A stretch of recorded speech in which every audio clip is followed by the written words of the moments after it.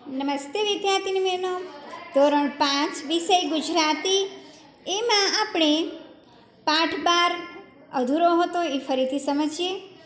અપંગના ઓજસ અને તેમના લેખક છે કુમારપાળ દેસાઈ. વોલ્ટરની માતા અપંગ બનેલા પુત્રની હિંમતને બરાબર જગાડતી રહેતી. પોતાના પુત્રમાં સહેજે નિરાશા ન આવે એ માટે સતત પ્રોત્સાહન આપતી. દિલમાં શ્રદ્ધા રાખવાનું કહેતી અને સાથોસાથ પગ પર માલિશના અને દાક્તરી સારવારના બીજા ઉપચારો પણ કર્યા કરતી. એકવાર વોલ્ટરના બોમાંટનગરમાં ઊંચા કૂદકાની એક હરીફાઈ ગોઠવાઈને વોલ્ટર તે જોવા ગયો. લાકડાની ઘોડીના સહારે ગયો અને મેદાનમાં ચારે બાજુ છોકરા ઘૂમતા હતા. જુદી જુદી જગ્યાએ જુદા જુદા પ્રકારની હરીફાઈઓ ચાલતી હતી.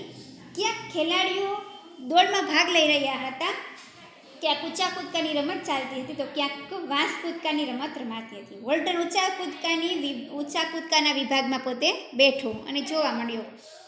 બે લાકડીઓ પર એક વાંસ મૂકવામાં આવ્યો હતો. ખેલાડી દોડીને આવતો અને વાંસની નજીક આવી અને પગની ઠેક લગાવતો અને હવામાં તરતો હોય તેમ વાંસને ઓળંગી જતો હતો. વોલ્ટર રસપૂર્વક આ હરીફાઈ જોઈ રહ્યો હતો. લાવ, હું પણ કૂદકો લગાવું. પણ પોતાના સહેજે હાલી ચાલી ન શકતા પગ પર એની નજર પડી. બાજુમાં પડેલી લાકડાની ઘોડી એણે જોઈને નિરાશ થયો. જ્યાં જાતે ચલાતું નથી અને ત્યાં વળી આવો આટલો ઊંચો કૂદકો મારવાની વાત કેવી? પણ ત્યાં તો એની માતાએ કહેલા શબ્દો એને યાદ આવી ગયા. જો તું હિંમત નહીં હારે તો તું જે ધારીશ તે કરી શકીશ. એમની માતા એને પ્રોત્સાહન આપતી.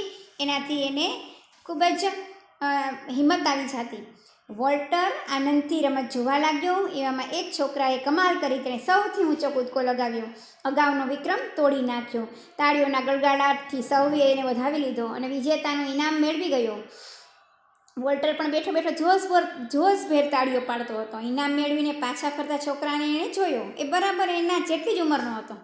વોલ્ટરને થયું, હું પણ એક દિવસ ચાલીશ, પછી કૂદકા લગાવીશ અને એક દિવસ એવોય આવશે કે હું આ પગથી દુનિયાભરના ઊંચામાં ઊંચો કૂદકો લગાવીશ. અરે, હું તો વિશ્વ વિક્રમ સ્થાપીશ. જો વોલ્ટરની હિંમત કેટલી આવી ગઈ. આવી સારી એવી રમત જોઈ, પ્રોત્સાહનવાળી, અને એના મમ્મીનું પ્રોત્સાહન હતું અને સાથે સાથે